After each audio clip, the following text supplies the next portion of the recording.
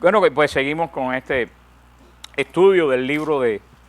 se me olvidaba, tenemos hoy una reliquia muy importante. De vez en cuando nosotros traemos reliquia. Esa reliquia que tenemos es importante porque es una reliquia de San Juan Bosco, cuya festividad tenemos el 31.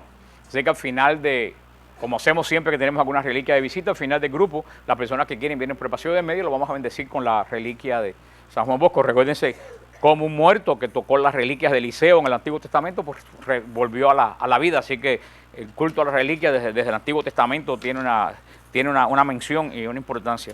Abrimos el libro de los jueces en el nombre del Padre, del Hijo y del Espíritu Santo.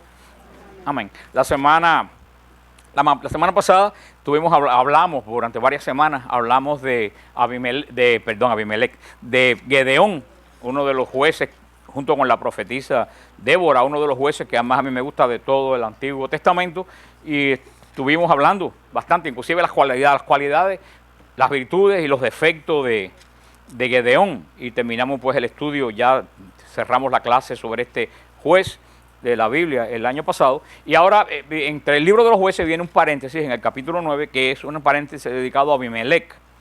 Abimelec era el hijo de Gedeón, y es muy importante esto de Abimelec, porque aquí no se cumple la palabra esa que decimos en nuestros pueblos, de tal palo, tal astilla, aunque sabemos que Gedeón al final de su vida cometió varios errores. ¿Se acuerdan cuál fue el error más grande que cometió Gedeón?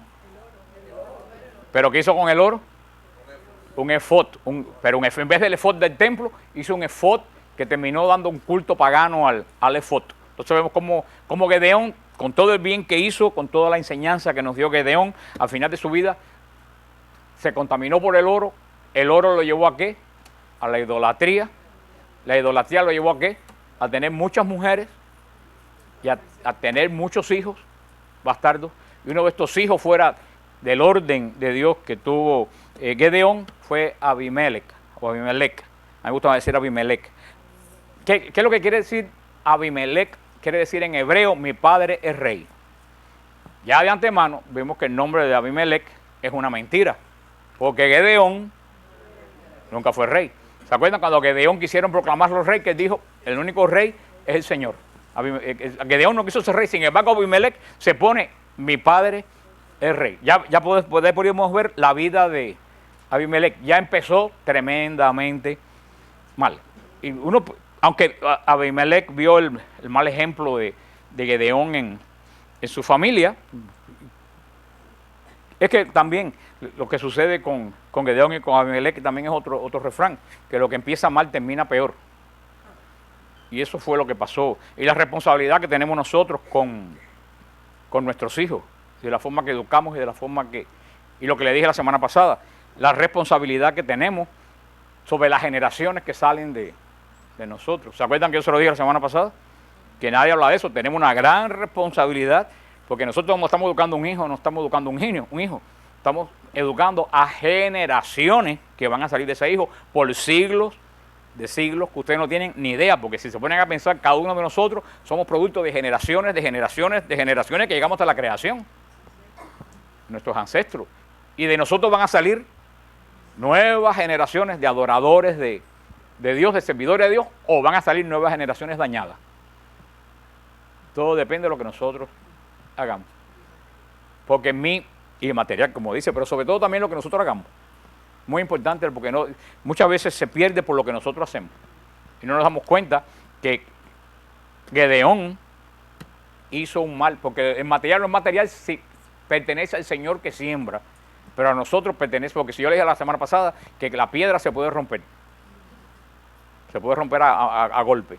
O sea que el material nosotros tenemos que prepararlo, el Señor es el que va a sembrar, pero tenemos que tener mucho cuidado. Y yo creo personalmente, y según la doctrina de la iglesia, que los pecados no se heredan de generación en generación, porque el pecado se limpia en el bautismo. El bautismo es un cero total en tu vida, pero hay generaciones que se van repitiendo, no pecados, sino patrones de conducta, que no se heredan obligatoriamente, sino que se aprenden. Y hay patrones que se repiten en familias y en familias por generación. Y esos patrones que se repiten en familias, porque se van aprendiendo de una generación a otra, son muy difíciles de romper. Se pueden romper, para eso la oración intergeneracional. pero es muy difícil.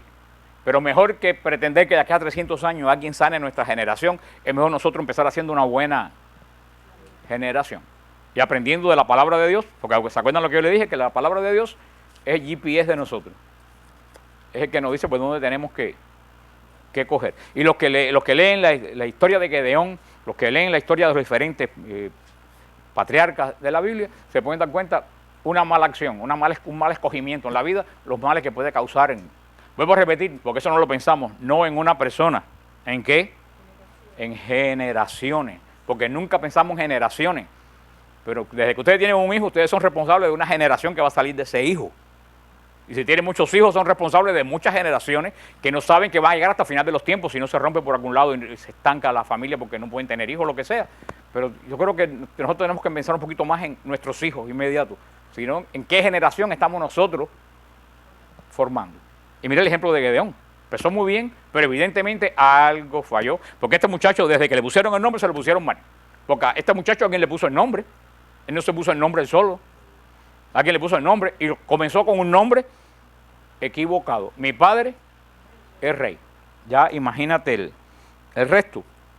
A pedirle los israelitas a Gedeón, bueno, todos sabemos la historia, no la vamos a repetir, es lo que yo le acabo de decir. Al morir Gedeón, de nuevo el patrón de siempre, Israel dejó a Dios.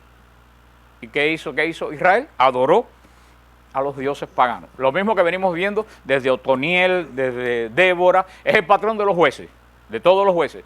Y lo repetimos todos los martes. Israel se acerca a Dios, Israel se aleja de Dios. ¿Qué viene sobre Israel? Los enemigos de Israel oprimen a Israel, Israel se arrepiente, el Señor levanta un juez que dirige a Israel, hay tiempo de prosperidad, cuando el juez se muere, vuelve Israel a caer Y aquí vemos que Israel vuelve, después de la muerte de Gedeón, se prostituye Israel dentro de este dios de Baal Berit. Baal quiere decir en cananeo Señor. Baal Berit. Y olvidaron su agradecimiento al Señor. Ya Gedeón había preparado el terreno al hacerse el dichoso efod, que nadie se lo pidió, y formó un culto de adivinación que llevó, entre una cosa y la otra, llevó al pueblo a la idolatría de este Baal. Lo más triste en este caso, Baal quiere decir Señor. Y comienza de nuevo la misma tragedia del ciclo de Israel, que se repite y se repite. Si ustedes ven aquí, hace falta oración intergeneracional en Israel, porque siempre se repite. Sí, es cierto, y eso es lo que pasa en nuestra vida, se repite exactamente lo mismo de una vez y otra vez. Ahí es cuando tú te das cuenta que hay algo dañado en una generación o en varias generaciones. Y es interesante notar que en el libro de Jueces apenas se menciona el tabernáculo. Se menciona el tabernáculo, hasta ahora hemos visto que se ha mencionado el tabernáculo en el libro de los Jueces. No se menciona casi el tabernáculo, se menciona a los levitas como maestros de los pueblos. ¿Tú han oído hablar aquí a los levitas guiando al pueblo? ¿Han oído hablar a los sacerdotes, a los ancianos que llamaban han oído en el libro de los Jueces hablar de la fiesta que se celebraba en Israel? Nada de eso. Hay un silencio tremendo en el libro de los Jueces referente al culto. Evidentemente Israel había caído en una gran frialdad. Había caído en una rutina. Fíjate que es extraño un libro del Antiguo Testamento, sobre todo de esa época, que no se mencione el arca, ni se mencione el sacrificio, ni nada. Es como si no hubiera. Y eso puede ser que Israel debe haber caído en una gran frialdad espiritual, muy parecida a la que estamos viviendo en este momento. Que hay un grupo de fieles, pero en el resto del país hay una inmensa indiferencia a las cosas de Dios. Y en la medida que el pueblo se aleja de Dios, se va de abajo de la sombrilla, de la protección de Dios. Se cumple lo que decía San Agustín: al que se aleja de Dios, todo se aleja de él. El otro problema que va a afianzar a Abimelech en todo esto es los focos cananeos. ¿Se recuerdan? El Señor dijo: no pueden dejar ese pueblo ahí, porque ellos perdieron la promesa de Dios. Y al perder la promesa de Dios se corrompieron profundamente en cultos a los dioses relacionados con la sexualidad. Cananeo era un pueblo profundamente corrompido moralmente. Y el Señor lo dijo: los tienes que echar de la tierra. ¿Se recuerdan en Deuteronomio 9? Cuando llegues a la tierra que te voy a dar, no imites a esos pueblos que están ahí, porque por culpa de lo que hicieron, perdieron la tierra. Entonces, si tú vas y imitas lo mismo que ellos hicieron, ¿qué te va a pasar a ti? Sin embargo, vemos que desde que tomó Jericó, ¿se acuerdan el pecado de Acán? Desde el pecado de Acán, la inmundicia, la maldad se entró dentro de Israel, al no someter ni expulsar a los cananeos. Posiblemente el sistema sacerdotal y el sistema de enseñanza en Israel fue muy débil. Y eso fue lo que explica la apostasía una y otra vez de Israel. ¿Les suena eso desconocido? Los levitas no enseñaban a la gente la palabra de Dios. El culto se volvió débil. Al no enseñarse la palabra de Dios a la gente, al no explicarse el culto, ¿qué pasó con la gente? Se debilitó y se enfrió. Por eso que no se menciona a los levitas ni al culto de Israel. Estamos más o menos en una misma situación muy parecida. Y eso que el Santo Padre habla y habla y habla y proclama el año de la fe y habla de la necesidad de instruir al pueblo de Dios. Pero hay veces que en las cosas que uno oye es mejor que ni lo instruyan. Porque uno oye cada cosa que uno tiene hasta... Es verdaderamente aterrador y tenemos que orar mucho por la iglesia. Porque a mí me pasa, hay veces que las personas me dicen, yo cuando me escriben en EWTN, yo debo decirle a esa persona ciertos temas que me tratan, yo no los puedo tratar porque no soy sacerdote. Y yo debo decirle a esa persona, ve y habla con un sacerdote. Y yo tiemblo cuando tengo que decir eso. Y es penoso. Yo tiemblo porque digo, ¿a qué sacerdote irá a preguntar? ¿Y qué cosa le irá a decir? Qué triste que uno tenga que estar, en vez de uno tener la seguridad de ve a ver a tu párroco y pregúntale. Pero a mí yo los emails que recibo en EWTN de toda América Latina, la mayoría de las cosas que me dicen dan pavor. Los consejos y las cosas que se están predicando y se están haciendo en el culto. Es un gran desorden, que es lo que había en la época de Gedeón. Gedeón luchaba por la tierra, pero no vemos que se ocupaba de hablar de la palabra de Dios, de la ley. No veo que aquí se mencione que se hablaran. ¿Por qué? Porque eso no era la voz de Gedeón. ¿Cuál era la voz de los jueces? Gobernar. Gobernar, pero los sacerdotes y los levitas eran los encargados de instruir. ¿Tendrían miedo de los cananeos? No sabemos, pero sí, es muy sencillo. Como se acuerdan lo que decía, lo que le dijo el Señor al profeta Ezequiel. Yo te mando a hablar, si tú hablas y ellos no te escuchan, tú te salvas y ellos se condenan. Pero si tú no hablas, te condenas tú, se condenan ellos. Y ese es el mensaje que hemos hablado, con una palabra que hemos repetido continuamente aquí, que debe ser el mensaje de la iglesia. ¿Qué debe tener? ¿No se acuerdan? Que hablamos de todos de la jueza Débora y de Josué. Se olvidaron de la palabra. Radicalidad. La iglesia tiene que tener hoy en día un mensaje radical. ¿No? Tú puedes tener un lenguaje de contemporizar con este y con aquel. No digo esto porque fulano se pone bravo, no digo aquello porque fulano se ofende, no digo aquello. Porque cuando pasa eso y se papa, terminamos no diciendo nada. ¿Qué es lo que pasó en épocas de Israel?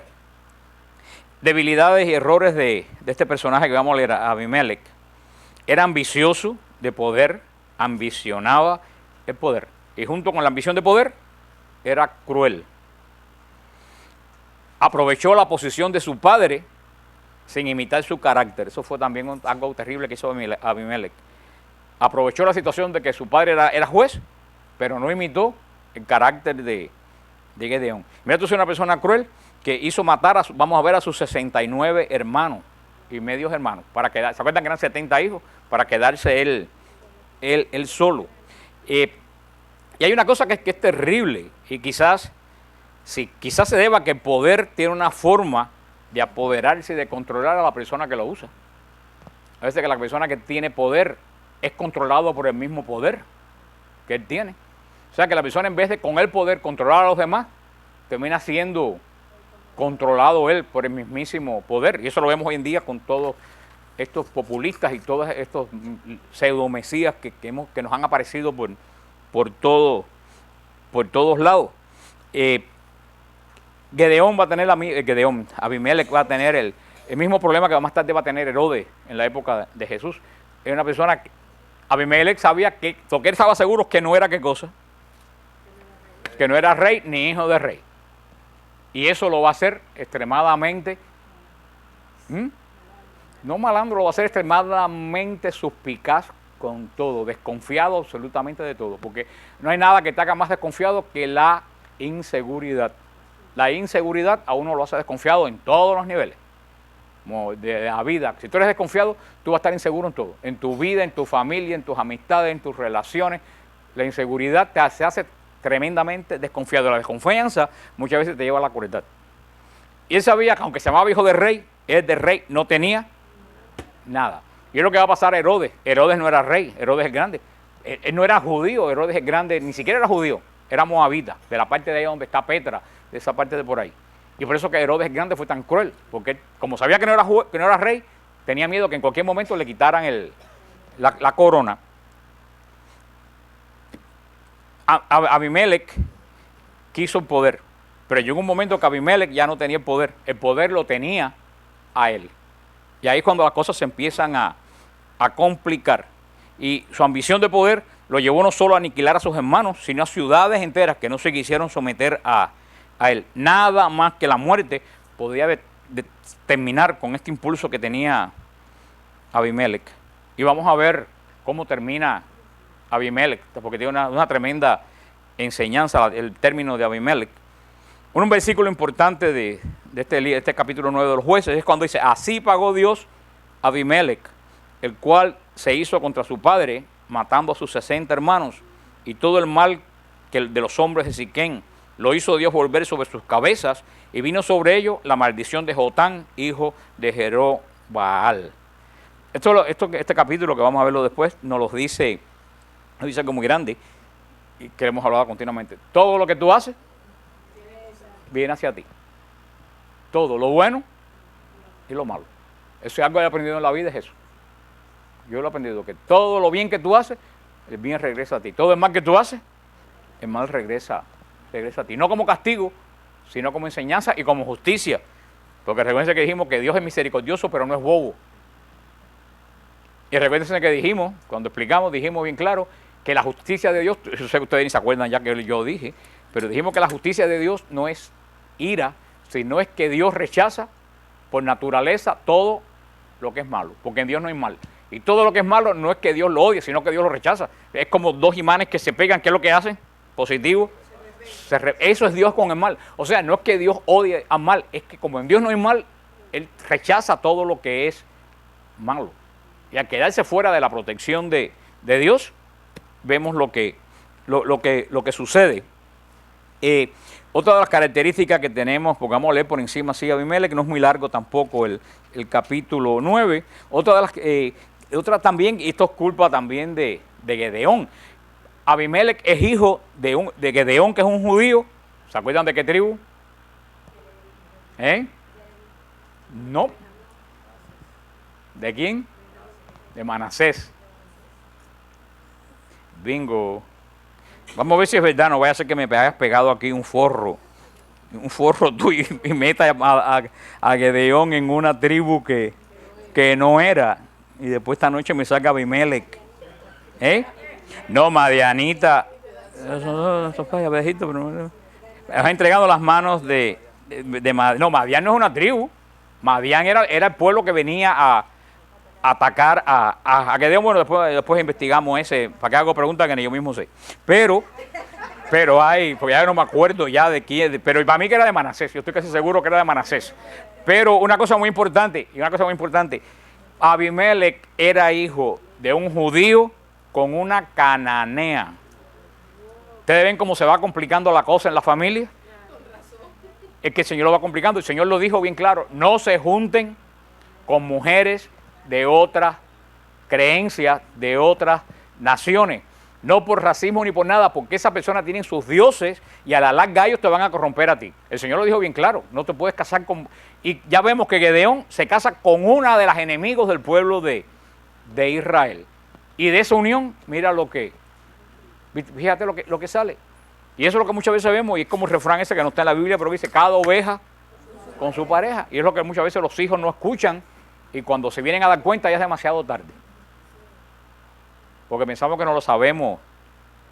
Pero es la unión de un judío con una pagana. De ahí, posiblemente de ahí, y de que eso posiblemente tuviera complejo de inferioridad. Venga todo el problema. Porque fíjense una cosa, que casi todos grandes tiranos han sido hijos no legítimos. Todos, han sido casi todos hijos no legítimos. Que evidentemente eso lo ha dado un sentido de inferioridad que han tratado de compensar yéndose al otro extremo. Y dice así el capítulo 9 del libro de Jueces, aunque algunos de ustedes lo han estado leyendo ya.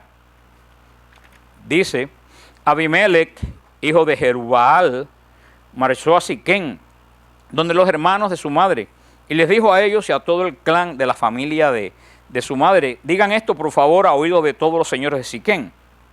¿Qué es mejor para ustedes, que los estén mandando 70 hombres, todos los hijos de Jerubbaal, o que los mande uno solo? Recuerden además que yo soy de sus huesos y de su carne.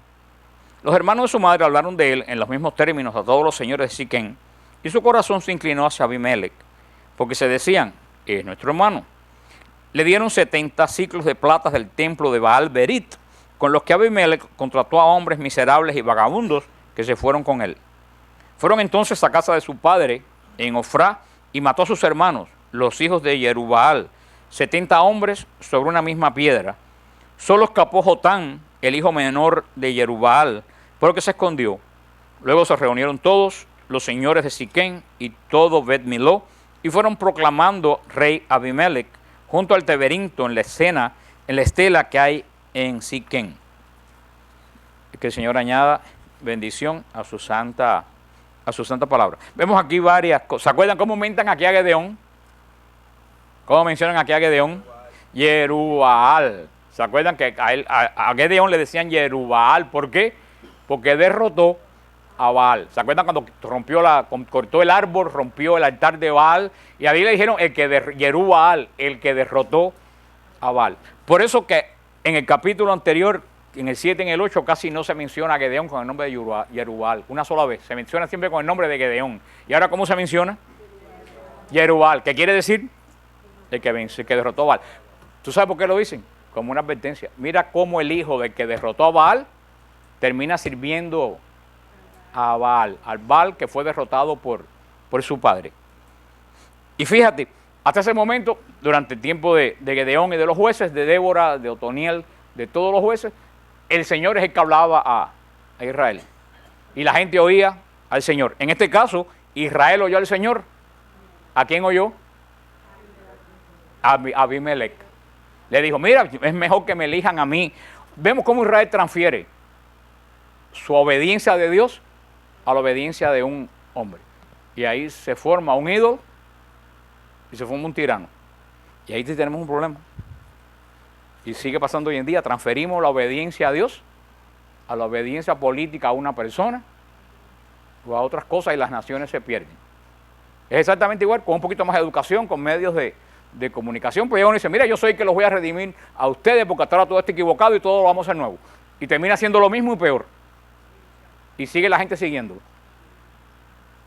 Es el mismo, de lo que hemos hablado, el hombre no cambia. El hombre sigue siendo exactamente el mismo. Y vemos que mientras Israel oye al Señor, Israel es triunfante. Cuando Israel deja de oír al Señor para oír a una persona que se envía así solo, empiezan los problemas de Israel, y así siguen hoy en día, hasta las naciones siguen en el día de hoy. Cada vez que las naciones ponen un hombre ante Dios, para seguir un hombre, te pone el populismo, vienen todas las cosas que estamos viendo, viene el nazismo, vienen todas las cosas, el comunismo, todas las cosas que hemos visto. Vimos como Abimelech va y les habla, y le dice, mira, mejor que les mande yo, que los manden los 70. Y la gente dijeron, vaya, si este es familia de nosotros, pues es mejor que nos mande esto. Hasta ahora Israel lo había dirigido un grupo, los que habían designado por el Señor el Sanedrín.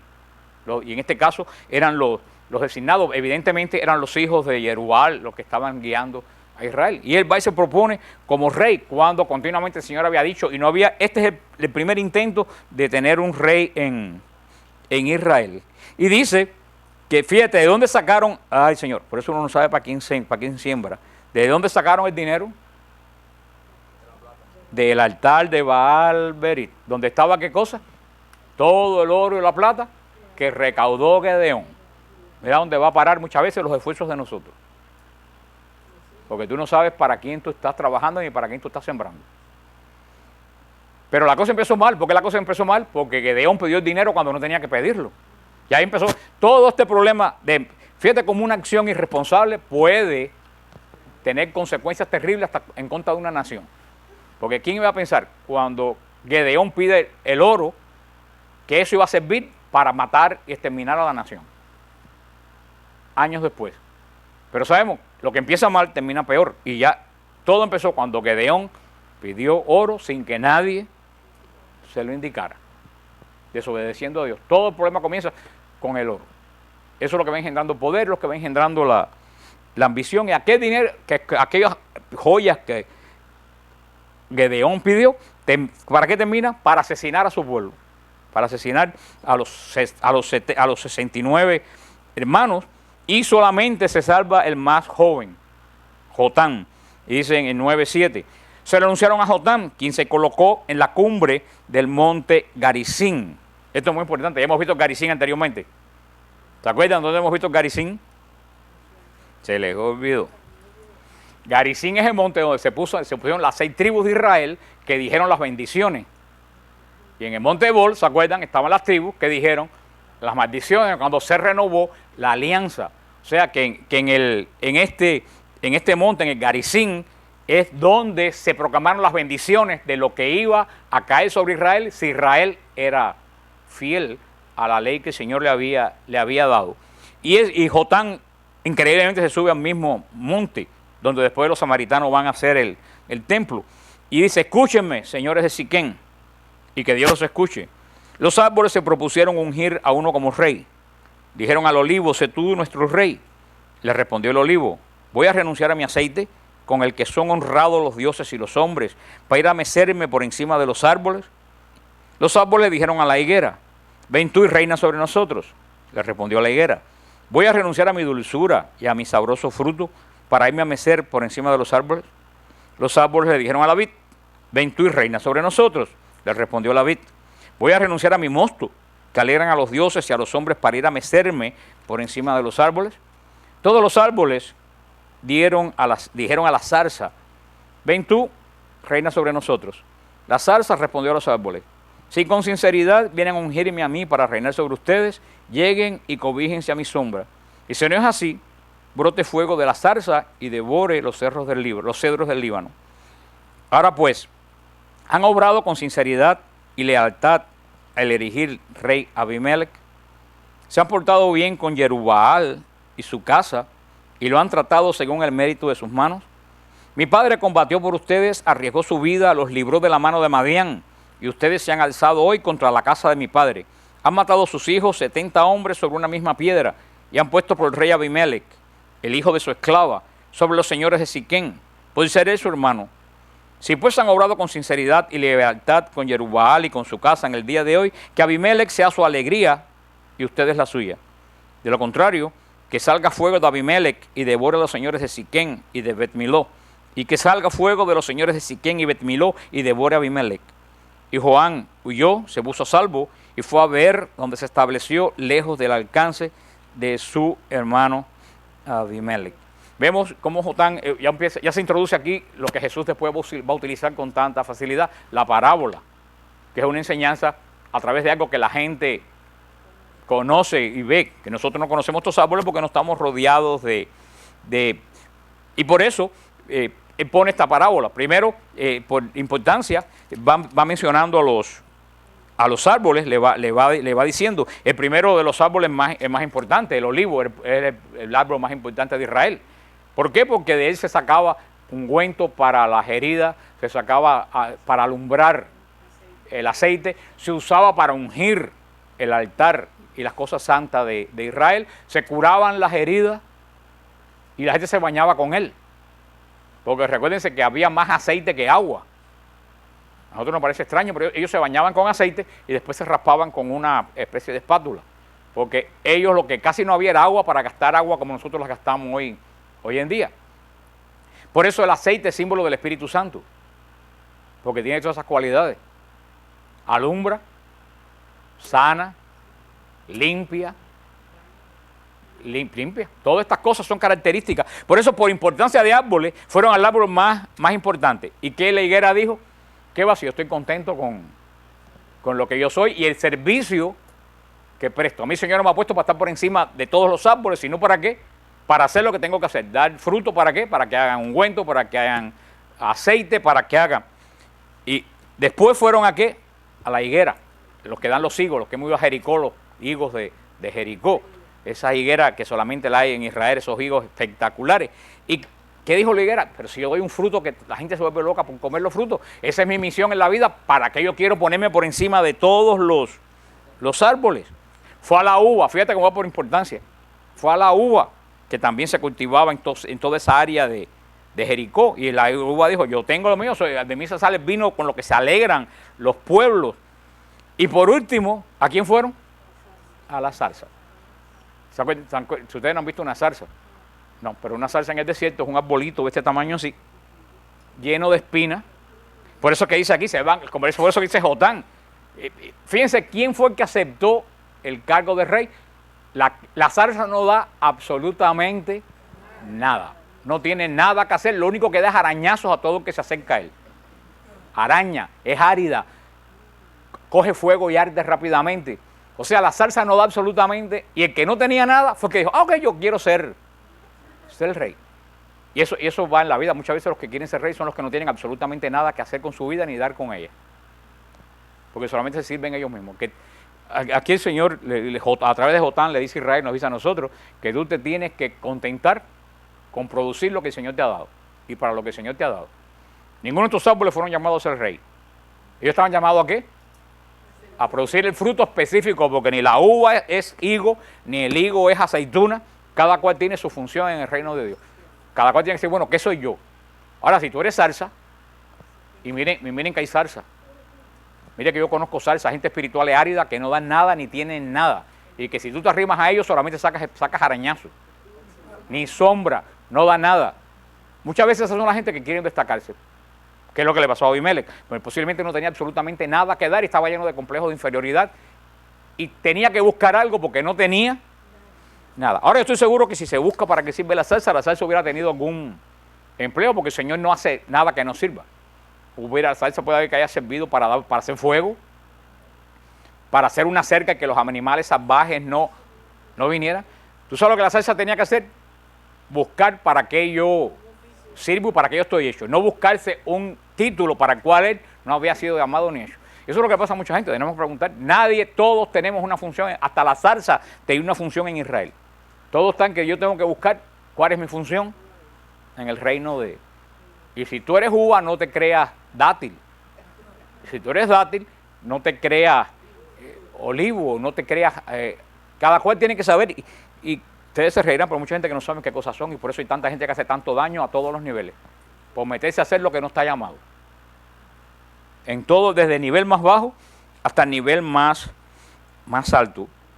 Después de reinar Abimelech por 3 años, Dios envió un espíritu de discordia entre los de Siquén y Abimelech. Eso sucede siempre. Siempre el mal termina devorándose él mismo. Muchas veces el mal no hay que hacer nada. Mal muchas veces lo que hay que dejarlo que se devore él mismo, porque el mal en sí es autodestructivo. El bien no es autodestructivo, pero el mal se destruye él mismo. Por eso muchas veces uno tiene que hacer su parte y la parte del mal ni tocarla, dejar que él mismo se autodestruya, que es lo que pasó aquí. A la larga hubo una tremenda división entre el mismo Abimelech y la gente de Siquén. Y los de Siquén comenzaron a robar a los que transitaban por el camino. Y ahí viene todo este problema donde llegamos al versículo 42, donde dice: al día siguiente el pueblo salió al campo. Se dio aviso de ellos a Abimelech, que tomó su tropa, la repartió en 3 cuerpos y tendió una emboscada en el campo. Cuando vio que la gente salía de la ciudad, cayó sobre ellos y los derrotó. Abimelech, con el cuerpo que estaba con él, atacó y tomó posiciones de la entrada. Así va, dicen el 45. Todo aquel día estuvo Abimelech atacando la ciudad. Cuando la tomó, mató a la población, arrasó la ciudad y la sembró de sal. Al saberlo, los vecinos de Migdal Siquén se metieron en la cripta del templo de Berit. Se comunicó a Abimelech que todos los señores de Migdal Siquén estaban juntos. Entonces Abimelech subió al monte del Salmón con toda su tropa y tomando un hacha en sus manos, cortó una rama del árbol, la alzó y enseñándosela al hombre dijo a la tropa que lo acompañaba, deprisa, los que me han visto hacer, háganlo también ustedes. Y todos sus hombres cortaron cada uno su rama, luego siguieron a Abimelec, pusieron las ramas sobre la cripta y prendieron fuego a la cripta con ellos debajo. Así murieron también todos los habitantes de Migdal Siquem, unos 1000 hombres y mujeres. Marchó Abimelec contra Tebes, la asedió y tomó. Había en medio de la ciudad una torre fuerte, y en ella se refugiaron todos los hombres y mujeres y todos los señores de la ciudad. Cerraron por dentro y subieron a la terraza de la torre. Abimelec llegó hasta la torre, la atacó y alcanzó la puerta de la torre con ánimo de prenderle fuego. Entonces una mujer le arrojó una muela de molino a la cabeza y le partió el cráneo. Vamos a parar un momento ahí. Mira qué interesante los planes del Señor. Abimelec es el hombre que viene arrasando y venciendo ciudades, venciendo ejércitos, tomando ciudad tras ciudad. Llega a esta ciudad y todo el mundo se refugia en la torre, todo el mundo, los guerreros se esconden. Y Abimelec entra y esta señora se asoma por la ventana y deja caer una piedra de esa de moler y le raja el cráneo a Abimelec.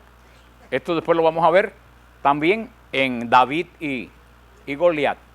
Como va a decir el profeta Zacarías, no es con ejército ni con armas, sino con el poder del Santo Espíritu. Este hombre, Abimelec, estaba en el momento culminante de su carrera de victoria. Todo parecía que él iba a ganar, iba a ser rey, iba a vencer, ya no quedaba nadie. Y una sola mujer lo derrota con el arma más sencilla.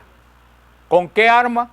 Ni con cañones, ni con saetas, ni con lanzas, con lo que ella estaba acostumbrada a andar, con una piedra de moler. Y mira lo que sucede en el versículo 54.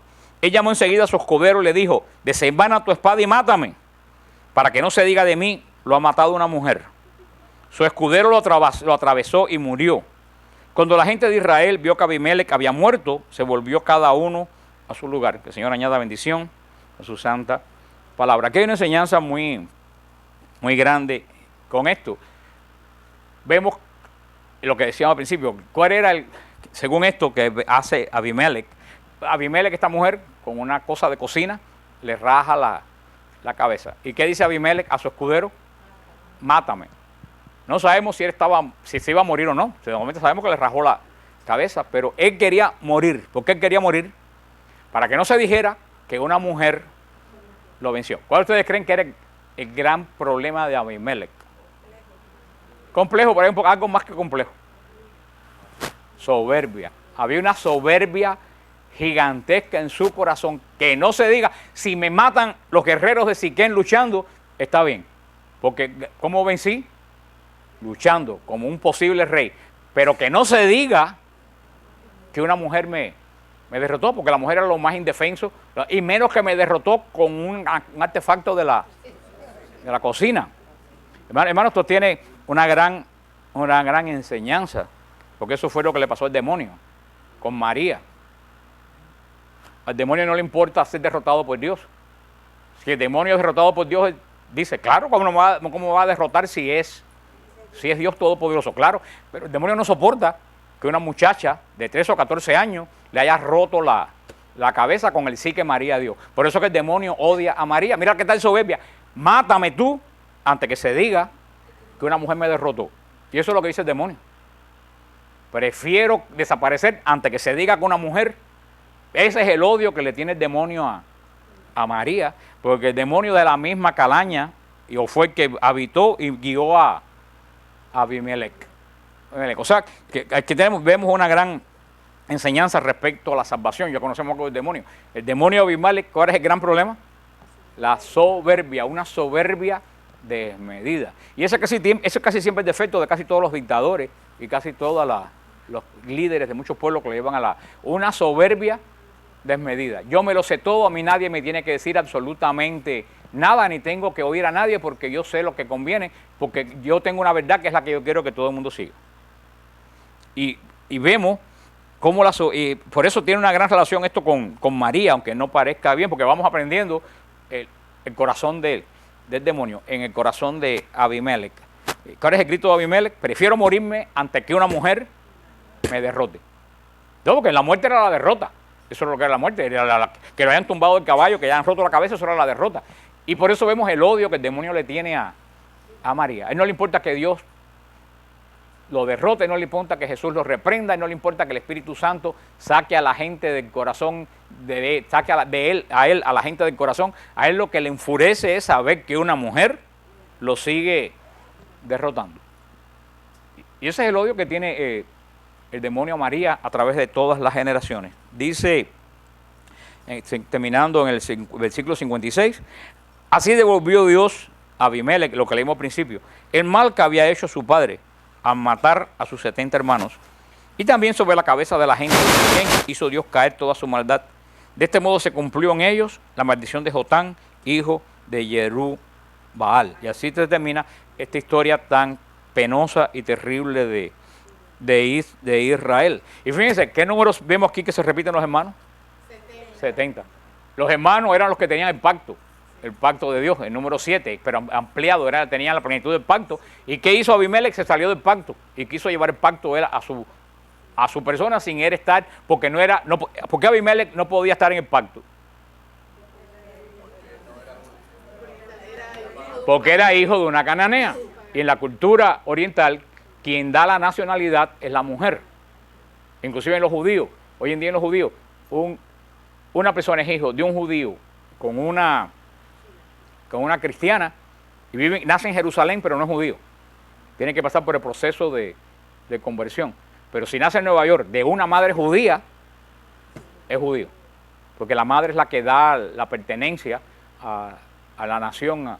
Y por eso es que, aunque él era hermano de los otros hijos de Jerubbaal, él no podía ser de Israel porque la madre era una cananea. Él no era parte del pacto, se quiso apropiar del pacto. Así que con eso termina esta terrible historia de final de la vida de Gedeón y de Abimelec, que tanto daño causó sobre Israel. La semana que viene seguimos con otros jueces, con Jefté y otros de los jueces de Israel, en nombre del Padre, del Hijo y del Espíritu Santo. Amén.